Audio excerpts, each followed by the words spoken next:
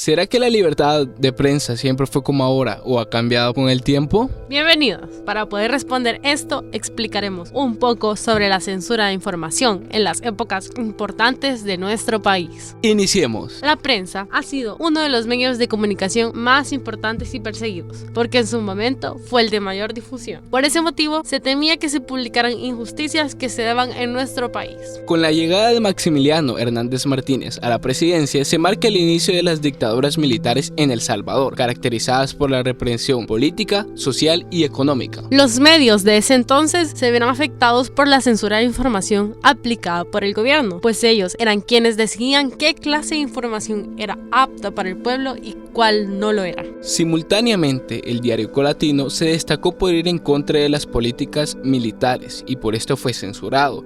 El Estado no quería que hubieran personas que se les enfrenten ni que motiven a otras a hacer lo mismo.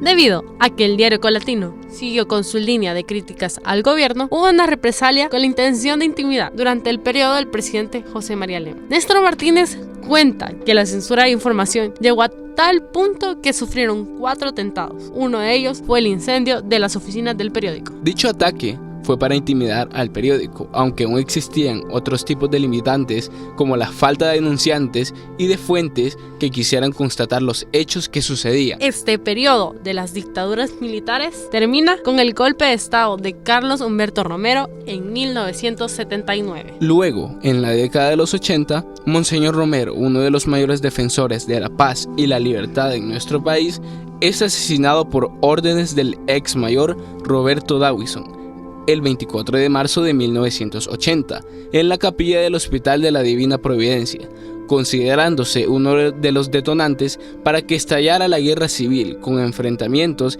entre la guerrilla y el gobierno, lo cual incrementó los riesgos y miedos que afrontaban los periodistas. Por ejemplo, Wilfred Hernández, periodista del Diario de Hoy, nos contó que existía la censura patronal, que consistía en que el periodista tenía que escribir conforme a la empresa en la que trabajaba, y si no seguía las órdenes de sus jefes, podrían ser despedidos, o en el peor de los casos, asesinados. No podían escribir libremente sobre los acontecimientos ligados a la guerra.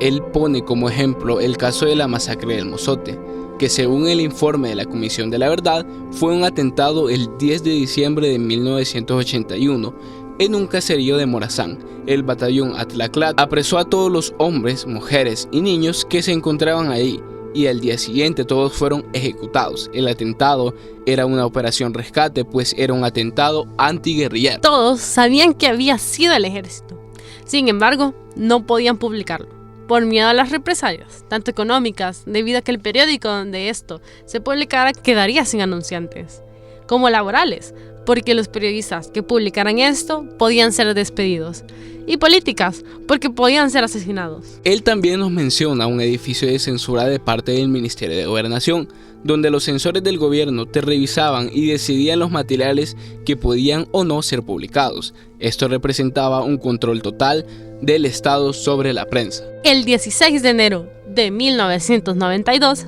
se da un fin a esta guerra, con los acuerdos de paz firmados en el castillo de Chapultepec en México, finalizando 12 años de conflicto armado. En los siguientes años, El Salvador sufrió distintos cambios en todas sus ramas, y los medios no fueron una excepción.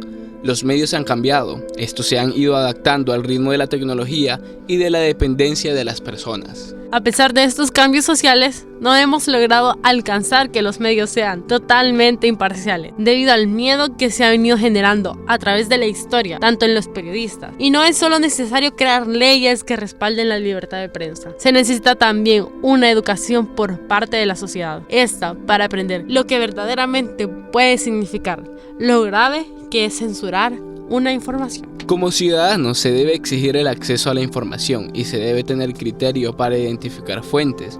La censura no es algo exclusivo del ayer, sino del ahora. ¿Y tú? ¿Cómo vas a marcar la diferencia?